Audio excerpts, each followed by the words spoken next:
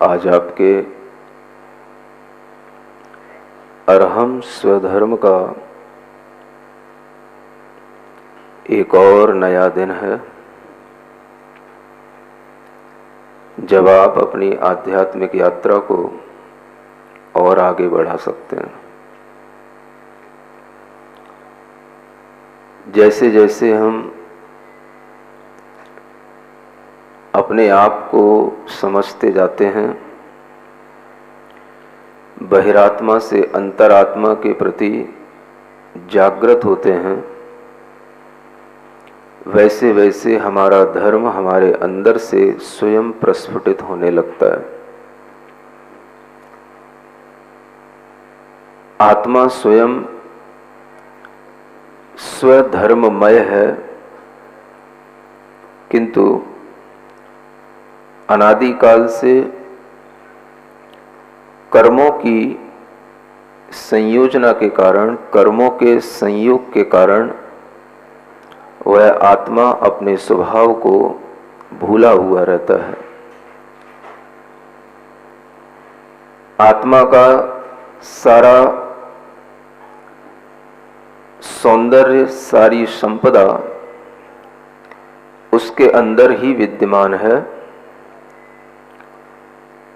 जो विकृति कर्म के कारण से आती है, उस विकृति को हम अपने पुरुषार्थ से जब दूर करते हैं तो हमारी शक्ति हमारे ही अंदर होते हुए भी हमारे काम में आने लग जाती है।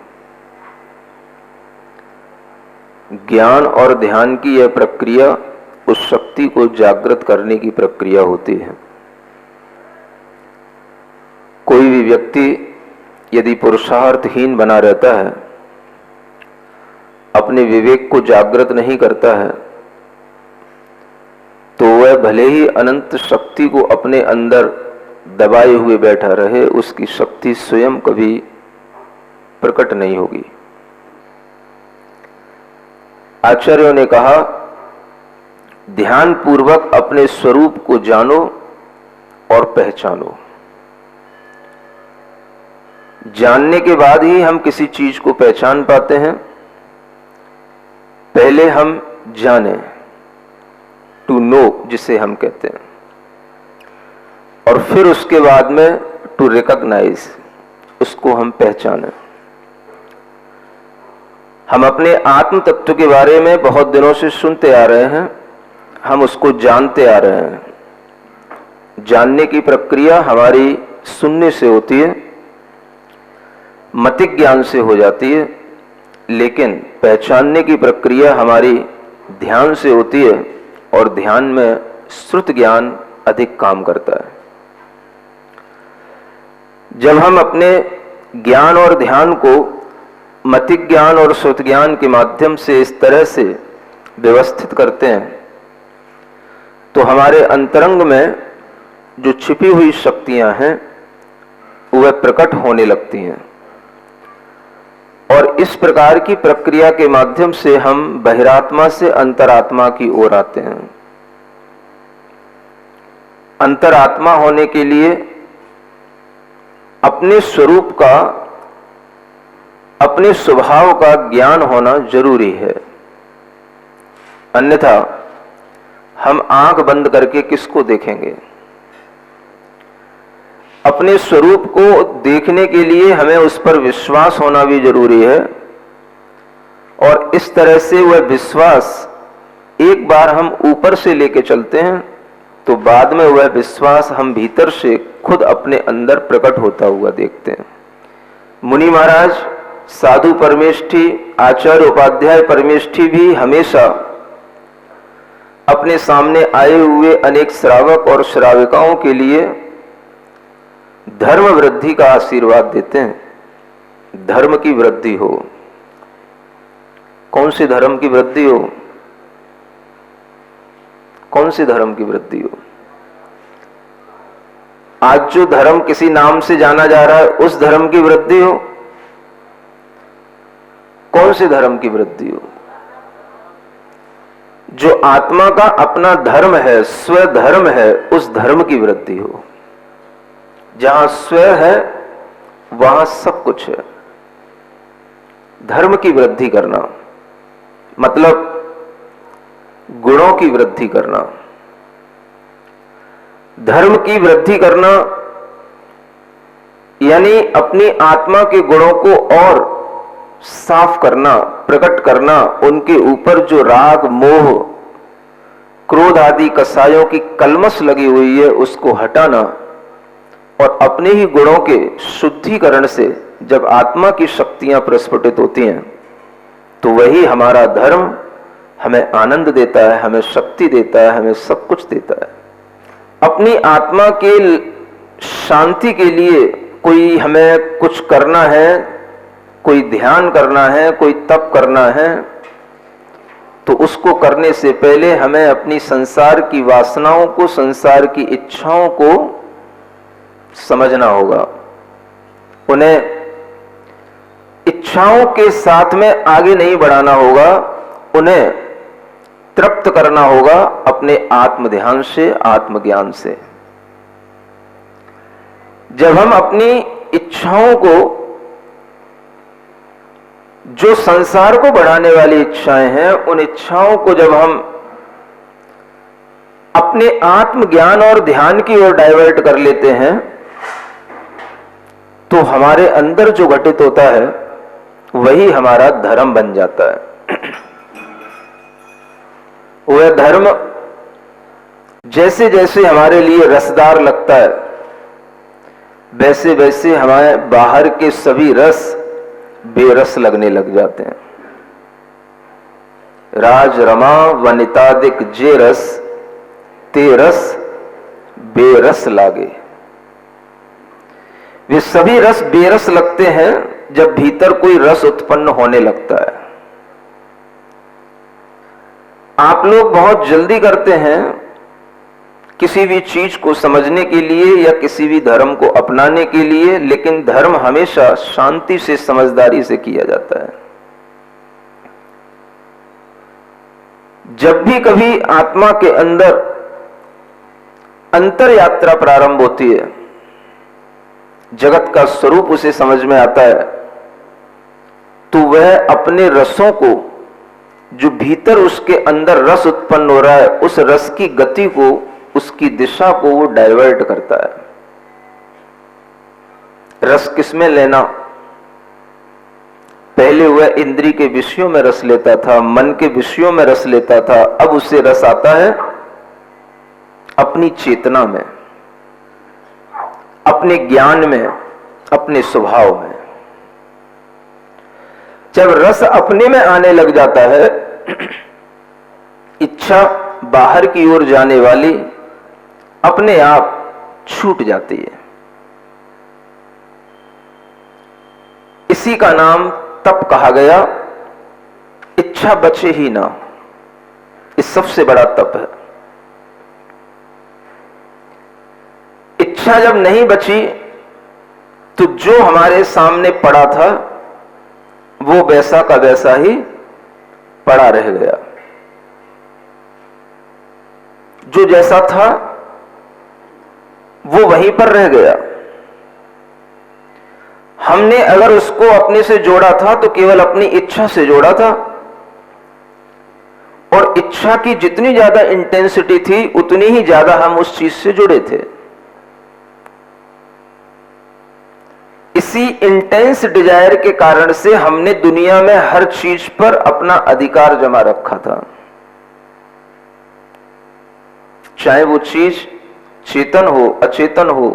हम हर चीज को अपने अधिकार में अपनी इच्छा से जोड़ करके बनाए रखते हैं। इच्छा शांत हो गई, इच्छा नहीं बची, तो अब उन चीजों पर हमारा अधिकार भी नहीं बचा। जब इच्छाएं शांत हो गई, इच्छाएं हमारी बची ही नहीं, तो अपने आप जो बचा वो हमें अपने से बिल्कुल अलग दिखाई देगा। जब ये मेरापन समाप्त हुआ, ये मेरेपन का भाव नष्ट हुआ, ये इच्छा समाप्त हुई, तो अब जो है वो वहीं पर है। जहां है वहीं पर पड़ा हुआ है, और फिर उसको आपने एक नाम दे दिया कि भाई इसने इस वस्तु का त्याग कर दिया। त्याग कोई कुछ कर ही नहीं सकता। जब वस्तु तुम्हारी हो तो त्याग किया जाए। तुम जबरन उसके ऊपर हावी थे। जिस दिन तुम्हें बुद्धि से समझ में आ गया कि ये मेरी गलती थी, मैं अपने लोभ से, अपने मोह से उसके ऊपर हावी था, आपने अपना लोभ, अपना मोह कम किया, उसको छोड़ा, वस्तु जहां की तहां पड़ी है, नाम पा लिया, आपने वस्तु का त्याग कर दिया। आप क्या त्याग कर सकते हो? त्याग तो उसका होता है जो अपने में समाहित हो और उसको हम छोड़ दें। बाहर की कोई भी वस्तु क्या अपने में समाहित थी? कौन सी वस्तु अपने में समाहित थी? अपना बेटा, अपनी पत्नी, अपना घर, सब अपने में कहां चिपका हुआ था? सब कुछ तो अपने अपने में ही था। हम उसमें अपने आप को जोड़ लिए, और जब तोड़ लिए तो लोगों ने कह दिया आपने त्याग कर दिया। आपके अंदर एक और अहम पैदा हो गया, मैंने त्याग कर दिया। जहां से चले थे वहीं पे फिर आकर के खड़े हो गए। इस सांप सीढ़ी का खेल चलता रहता है। आदमी पहले यह सोच ले कि बाहर की किसी चीज का कोई त्याग होता ही नहीं। ये झूठा अभिमान है। हमने ये छोड़ा। ये नहीं कहता कि मैंने इसको ग्रहण किया, ये मेरी गलती थी। कहता है हमने ये छोड़ा। ये अभिमान जगाता है। जो अनादि से गलती करता आया, उस गलती का पश्चाताप नहीं करता कि मैंने इस चीज को अनादि से अपना रखा था, अनादि से इसके ऊपर मैं हावी था, मैं अपने मोह के कारण से, लोभ के कारण से पर को अपना मानता था। आज मेरी भ्रांति टूट गई। मैं जो था वही हूं, और जो जहां पर था वो वही है। सब कुछ अपने स्वरूप में मुझे व्यवस्थित दिखाई दे रहा है। मैंने क्या भला त्याग किया? त्याग धर्म तुम्हारे लिए नहीं है जो तुम सोच रहे हो कि हमने त्याग कर दिया तो ये हमारा त्याग हो गया। हमने सट रस का त्याग कर दिया, मीठे का त्याग कर दिया, नमक का त्याग कर दिया। क्या त्याग कर दिया? तुम अगर उसमें स्वाद लेते थे, रस लेते थे, तो ये अपनी गलती महसूस करो कि ये हम पर वस्तुओं में रस लेते थे। ये तो कोई महसूस करता नहीं। मैंने इसका त्याग कर दिया, ये भाव अपने अंदर अहम के साथ धारण कर लेता है कि मैंने इसका त्याग कर दिया। वस्तु का त्याग होता कहां है? कौन सी वस्तु तुमसे आकर के चिपकती है? हमें बता दो। क्या मीठा तुमसे चिपकता है कि नमकीन तुमसे आकर के चिपकता है कि मुझे टेस्ट कर लो, मेरे अंदर बहुत स्वाद है? या कोई चेतन पदार्थ आकर के तुमसे चिपकता है कि मुझे अपने अंदर समा लो? कि अचेतन पदार्थ, ग्रह, परिवार आदि तुमसे आकर के कहता है मुझे अपने अंदर समा लो? और क्या तुम समा सकते हो उसको? कौन सी वस्तु आकर के तुमसे कहती है कि मुझे ग्रहण कर लो? कोई नहीं कहता। ये सिर्फ हमारी अपनी कमी है, हमारी अपनी लोभ की, हमारी अपनी रस बाहर लेने की जो आदत पड़ी है, उसके कारण से हम ऐसा महसूस करते हैं कि हम इसको ग्रहण कर रहे थे। अब इसको ग्रहण कर रहे थे तो ये हम अपने रस से उसको ग्रहण कर रहे थे। रस से ग्रहण करने के बाद में जब आपका रस उससे नहीं जमा, आपका रस उसमें नहीं लगा, आपने उस रस को ग्रहण करने की भावना छोड़ दी। त्याग क्या किया?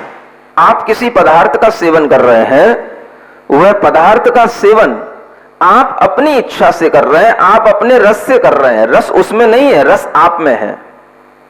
आपको लगता है कि हमें मीठा लेने से रस आता है तो आप मीठा लेते हैं। आपको लगता है कि हमें नमकीन लेने से रस आता है तो आप नमकीन लेते हैं। नमकीन और मीठा कभी नहीं कहता आपसे कि हमारे अंदर रस है, हमारा रस ले लो। जब तक हमारे अंदर रस रहता है तब तक हमें उस वस्तु में रस दिखाई देता है, और जब हमारे अंदर से रस छूट जाता है, ते रस बेरस लागे। बेरस हमें सब बेरस लगने लगते हैं। बेरस का मतलब ही है कि हमें कहीं और रस आने लगा है। अगर हम उस रस को देखेंगे तो वो रस हमें बेरस लगेंगे, और अगर हमने उस रस को भी ध्यान में रखा, मीठा छोड़ा हुआ है, नमक छोड़ा हुआ है, घी छोड़ा हुआ है, तो रस अभी भी मीठे, नमक, घी सब में आ रहा है। वो बना इस रूप में रहता है कि जितना आप उसको अपने से दूर करने की स्थिति में फेंकते हो, दूर करने की स्थिति में लाते हो, वो रस से आपका जो लगाव है वो छूटता नहीं। अगर कभी ऐसा हो जाए किसी भी रस को छोड़ने के बाद धीरे धीरे धीरे धीरे अपने आप हमारी जिह्वा में वो रस आना बंद हो जाए, वह फिर वस्तु को लेने के बाद हमारी जिह्वा में फिर उसके रस का आभास ही ना हो, तो कुछ लगे कि हां, इस रस को छोड़ने के बाद कुछ फायदा मिला। त्याग वस्तुतः कभी भी किसी भी वस्तु का नहीं होता। त्याग वस्तुतः होता है जब हम तप कर चुके होते हैं। तप करने का मतलब कल आपसे कहा था, जब हम अपनी इच्छा शांत कर चुके होते हैं, वही हमारा सबसे बड़ा तप होता है। और उस तप को करने के बाद में जो चीजें हमारे सामने पड़ी रहती हैं, उनमें जब हमारी कोई इच्छा नहीं बचती, हमारा कोई उसमें रस नहीं बचता, तो वही वस्तु हमारे लिए अपने आप त्याग रूप में कहलाती है। लेकिन त्याग हमने वस्तु का नहीं किया, त्याग किसका किया? त्याग हमने अपनी उस इच्छा का किया, उस भीतर के रस का किया जो उस वस्तु से जुड़ता था।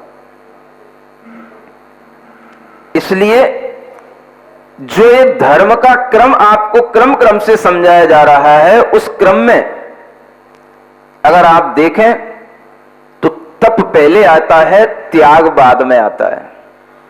लेकिन आप त्याग पहले करते हैं, तप बाद में करते हैं।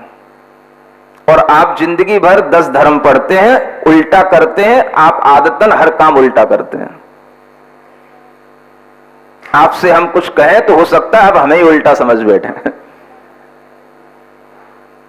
हो सकता है, क्योंकि जब आदमी अपनी धारणा को नहीं तोड़ पाता तो फिर सामने वाले पर भी वो है गलत आरोपित करता है और सामने वाले को ही गलत समझता है। धर्म क्या कह रहा है? तप के बाद त्याग होता है। अब तप कर लिया तो फिर त्याग किसका? यही समझने की चीज है। जो तप अंतरंग में होगा, वो अंतरंग का तप हमें जो वस्तुओं के प्रति ममत्व को नष्ट कर देगा, जो हमारा तप हमारे मोह को नष्ट कर देगा, जो हमारा तप हमारी वस्तुओं के प्रति आने वाले रस को छोड़ देगा, तो उस रस का त्याग ही वास्तविक त्याग आचार्यों ने कहा है। बाकी का त्याग ये सिर्फ कहने का त्याग है। इसलिए तप से, तपने के बाद में जो कचरा बच जाए, जो निकल जाए आत्मा से, उसका नाम त्याग है। आत्मा का कचरा निकालना है। आत्मा की जो इंप्योरिटी है उसको डिस्कार्ड करना है, उसको रिमूव करना है। वह आत्मा की इंप्योरिटी जब तप के माध्यम से तप करके जो निकल गई, तो वो इंप्योरिटी क्या है? जो हमने पहले 4 दिन पढ़ा था। क्रोध बुरी चीज है, मान उससे भी बुरी चीज है, माया उससे भी बुरी चीज है, और लोभ उससे भी बुरी चीज है। नो वाइस लाइक एवराइस, लोभ के समान कोई दुनिया में बुराई नहीं, और हर चीज आदमी लोभ से ही पकड़े रखता है। हर रस हमारा लोभ से जुड़ा रहता है, हर पर पदार्थ पर ममत्व तुम्हारा लोभ के कारण से रहता है। इसलिए लोभ से सबसे ज्यादा पाप उत्पन्न होता है। लोभ पाप का बाप बखाना इसलिए कहा जाता है। लेकिन उस बाप को तो हम अपने पास में रखते हैं छाती से चिपका के, बाकी का सब करते रहो। जब आपके अंदर का यह जो कसाय का भाव, ये जो इच्छाओं का भाव, ये जो ममत्व का भाव, ये जब भीतर से छूटता है, टूटता है, और टूट करके जो नीचे गिरता है, उसको आचार्यों ने त्याग कहा है। बाहरी वस्तु को छोड़ने का नाम त्याग होता नहीं, और उससे कभी त्याग बनता नहीं। इसलिए तप के बाद त्याग आया। तप में तपने के बाद जैसे स्वर्ण होता है, उसको जब तप से तपाया जाता है तो जो उसके अंदर और इंप्योरिटी होती है, किसी भी तरह की किट्टिमाएं, कालिमाएं, कचड़ा होते हैं, वो सब उससे जो निकल रहे हैं, जो छूट रहा है, जो उसका अपना नहीं है, जो उसका वैभाविक परिणाम है, उस वैभाविक भाव को छोड़ना, उस विभाव को त्यागने का नाम त्याग होता है। वस्तु को त्यागने का नाम त्याग नहीं होता। ऐसा त्याग करना सीखो। त्याग धर्म पर आपने और दुनिया की चीजों के त्याग तो खूब किए होंगे, लेकिन त्याग वास्तव में किसका होना चाहिए? अपनी इच्छाओं का, अपनी कसायों का, और वो तप के बिना नहीं हो सकता। अगर आपने त्याग पहले कर दिया तो फिर आपके लिए भीतर ही भीतर प्रॉब्लम बनी रहेगी, भाई इच्छा तो टूटी नहीं, त्याग इनने और करा दिया। तो कई लोग हमसे इसी तरह की आगे कंप्लेंट करते रहते हैं, महाराज उन महाराज ने हमें ये त्याग करा दिया, उन महाराज ने हमें ये त्याग करा दिया, और फिर हमसे वो बना नहीं, हमसे सजता नहीं, हमारी इच्छा मिटती नहीं। अब बताओ हम क्या करें, हम क्या करें? अब हम क्या करें? लेने वाले जाने, त्याग कराने वाले जाने। हम ऐसा त्याग कभी कराते नहीं। हम आपको पहले ज्ञान दे करके उस त्याग के बारे में बताना चाहते हैं, त्याग करना क्यों। अगर आपने त्याग अपनी इच्छा से किया होगा तो वो त्याग कहलाएगा। त्याग अगर दूसरे की इच्छा से होता है तो कभी त्याग नहीं होता। वो हम आपसे कह सकते हैं कि इस वस्तु के प्रति अपने ममत्व का त्याग कर दो, ये रास्ता अच्छा नहीं है, ये हम आपको समझा सकते हैं, लेकिन इच्छा तो आपको ही अपने अंदर क्रिएट करनी पड़ेगी। अगर आपने अपनी इच्छा से वो त्याग नहीं किया है तो ये मान के चलना कि बस आप जिस टाइम लिमिट के लिए अपने उस त्याग को किए हैं तो वो बस पूरा होने का आप इंतजार कर रहे हैं। वैसे देखा जाए, मैं कहता हूं त्याग कभी भी 6 महीने, 1 महीने या 1 साल, 2 साल, 10 साल का होता ही नहीं। त्याग होता है तो जीवन पर्यंत के लिए ही होता है, उसी का नाम त्याग कहा जाता है। जो चीजें आपने कुछ लिमिट से छोड़ी, कुछ टाइम पीरियड बना करके छोड़ी, आपका लगाव उसमें लगा ही हुआ है, वो त्याग हो ही नहीं सकता। आपके पास में बहुत सा संग्रह है, उस संग्रह में से कुछ आप निकाल दो, कुछ आप दूसरे के लिए कर दो, कुछ आप थोड़ा सा छोड़ दो, तो वो त्याग नहीं हुआ। वो क्या हुआ? वो दान हुआ। त्याग और दान को एक मानने की भूल कभी नहीं करना। त्याग अंतरंग के विकारों का होता है और दान बाहर रखी हुई चीजों के संग्रह का होता है। उस दान को करने के बाद में आदमी अगर यह समझे कि मैं बहुत बड़ा त्यागी हो गया तो यह भी गलत, और अगर वो दान आपने पूरा का पूरा कर दिया तो भी आपने समझा कि हमने बाह्य वस्तुओं का सारा त्याग करके हम बहुत बड़े त्यागी बन गए, तो यह भी गलत। त्याग 2 चीजें हैं, एक छोड़ना और एक छूटना। क्या बोला? एक छोड़ना और एक छूटना। जिस चीज को हमने छोड़ा वो हमने छोड़ दिया, हमारे लायक नहीं थी, हमें समझ आया कि हमें इसमें उलझने की जरूरत नहीं, हमने उसको छोड़ दिया, ये छोड़ना हुआ। त्यागना अलग चीज है। त्याग का मतलब होता है कि वो आपसे छूटा, जो आपके अंदर जुड़ा हुआ था वो टूटा, वो टूटेगा तो वो छूटेगा तो वो त्याग कहलाएगा। इसलिए छोड़ने के बाद भी त्याग हो जाए जरूरी नहीं है। कई लोगों के लिए आप देख सकते हो, बाहर की चीजें छोड़ने के बाद फिर भी भीतर ही भीतर उन्हीं चीजों से आसक्त बने रहते हैं। यह छोड़ना और छूटना होता है अपने भीतर से, अपनी इच्छा से, अपने मोह से, अपनी कसाई के छूटने से त्याग होता है। लेकिन बाहर की चीजें जब हम उनसे अपने आप को अलग कर देते हैं, उनसे कोई मतलब नहीं रखते हैं, तो ये केवल छोड़ना कहलाता है, त्यागना नहीं कहलाता।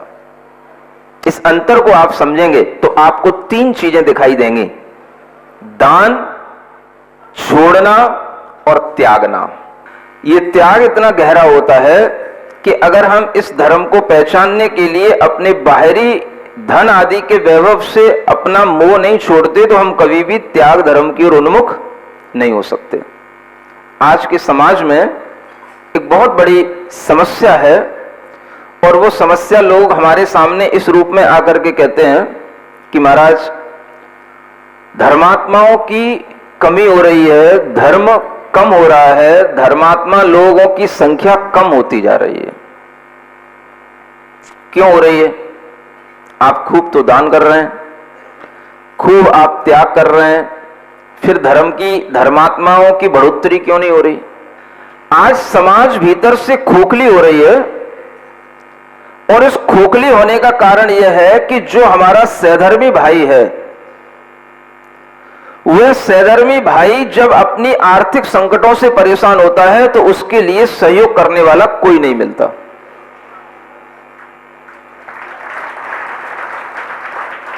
आज हम इस दान धर्म के दिन, त्याग के दिन, मैं आपसे एक बात जरूर कहना चाहूंगा।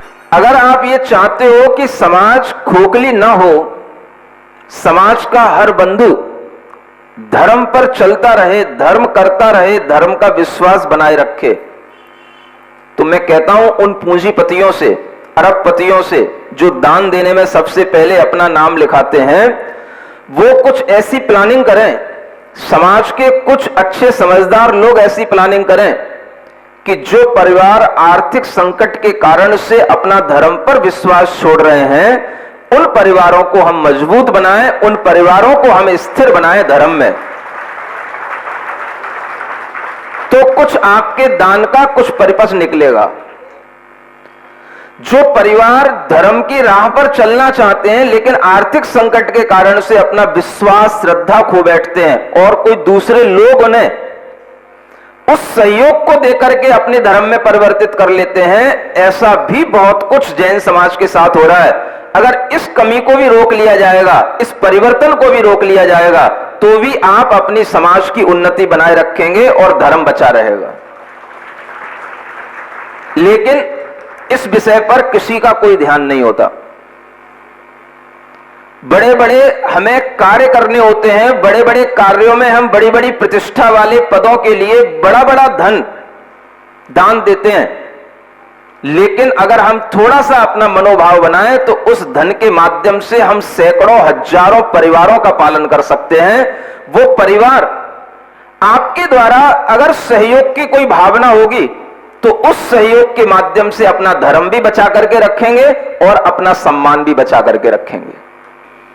ऐसे परिवार जो थोड़ा सा आर्थिक दृष्टि से कमजोर होते हैं, उन्हें अन्य लोग बहला करके, उनके बच्चों को सहायता देकर के, अपनी संस्थाओं में उन्हें पढ़ा करके उनके माता पिता तक को अपने धर्म में परिवर्तित कर लेते हैं, और वो सारे के सारे परिवार दूसरे रूप में रूपांतरित हो जाते हैं। नाम से वो जैनी थे, अब काम से वो कोई जैनी नहीं रहे, वो आपके रहे ही नहीं। मैं कहता हूं जैन समाज के अंदर अनेक ऐसे पूंजीपति हैं जो बड़ा बड़ा बिजनेस करते हैं, सैकड़ों करोड़ों का, हजारों करोड़ों तक का टर्नओवर है, लेकिन अगर उन सब पूंजीपतियों को जोड़ करके ये विचार किया जाए कि हम 10 परिवारों को, हम 2 परिवारों को, हम 1 परिवार को बचा सकते हैं, उनको हम आर्थिक संकट से उबार सकते हैं। हम यूं नहीं कह रहे कि आप उन्हें केवल धन दे दें, अगर आप उन्हें काम भी दे देते हैं और अपना काम उनसे करवा करके भी आप उनके सम्मान को बनाए रखते हैं, तो भी वो लोग तैयार रहते हैं। लेकिन इस तरह की भी कोई योजना आज सामने नहीं आती है।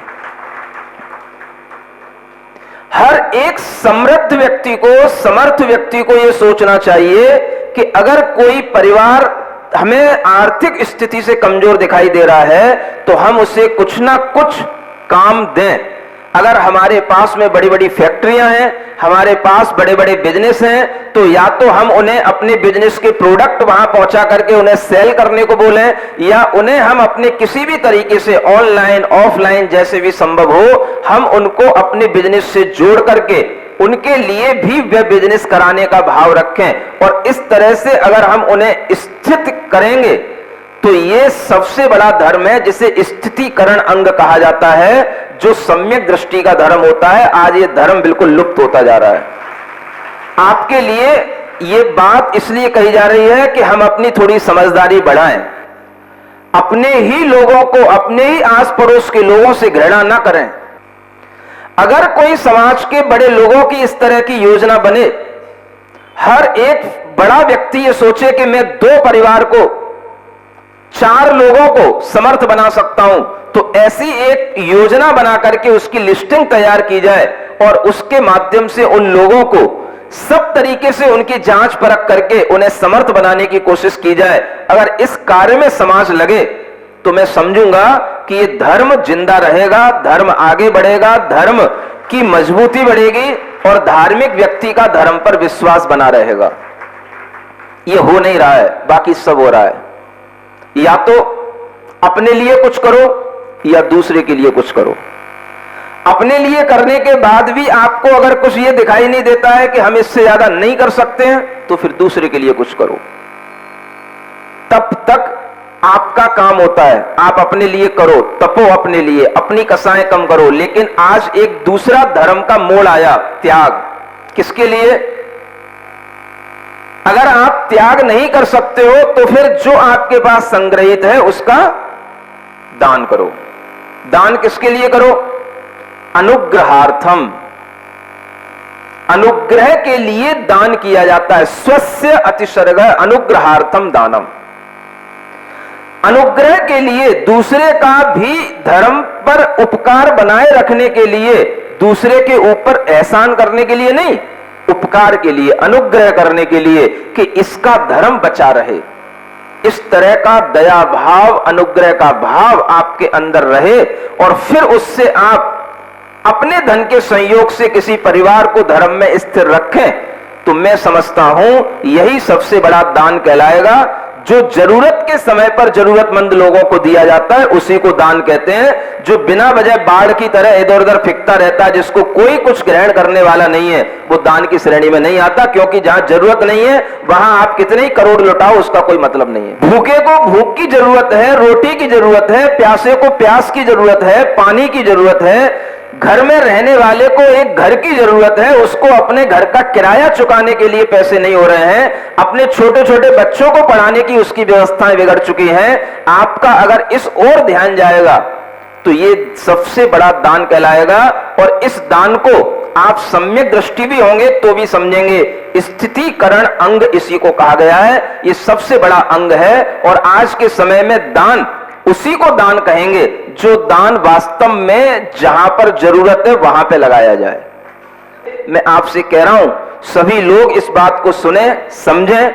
हर व्यक्ति केवल इतना इतना विचार कर ले कि मैं 2 व्यक्तियों को या 2 परिवार को संभाल सकता हूं और किसी भी तरह से मैं उन्हें संभालने के लिए कोई भी अपनी चीजें उन्हें बेचने के लिए दे सकता हूं, उन्हें अपना बिजनेस का कोई पार्ट बना सकता हूं। अगर इस तरह से हर व्यक्ति किसी ना किसी लोगों को संभालने लगे तो ये संभलने वाले लोगों की लिस्ट भी कलेक्ट की जा सकती है। आजकल मोदी योगी तरह तरह के सर्वे करवा रहे हैं। मैं कहता हूं जैन समाज के अंदर इस बात का सर्वे होना चाहिए कि कितने लोग अपने घर का पालन नहीं कर पा रहे, अपने घर को चला नहीं पा रहे और अपने बच्चों के लिए अच्छी शिक्षा नहीं दे पा रहे। इस बात का सर्वे करने के लिए लोगों के लिए उठना चाहिए कि हम ऐसा सर्वे करवाएं हर शहर में, और उन लोगों को आर्थिक स्थिति से मजबूत बनाने के लिए हम अपने धन का सदुपयोग करें। यह काम अगर होगा तो मुझे लगेगा कि धर्म बचेगा। अन्यथा जो लोग जो कर रहे हैं, मैं किसी पर कोई आपत्ति नहीं कह रहा हूं, लगा रहा हूं, लेकिन मैं एक नया विचार दे रहा हूं। आप इस विचार के साथ जुड़ेंगे तो आप वास्तव में धर्म और धर्मात्मा की महिमा को समझ सकेंगे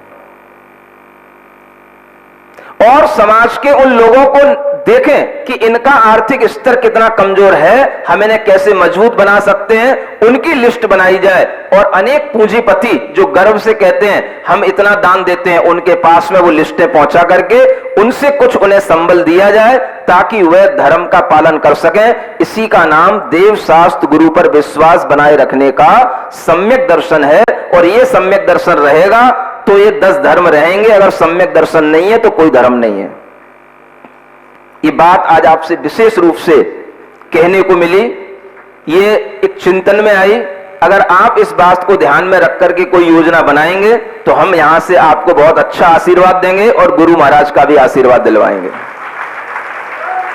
इस कार्य पर ध्यान रखने की जरूरत है, ये काम होना जरूरी है। कौन इसमें आगे आएगा ये मैं खुला ऐलान कर रहा हूं। जो आगे आए वो हमें अपनी जानकारी दे सकता है और खुद योजना बना करके हमारे सामने आ सकता है।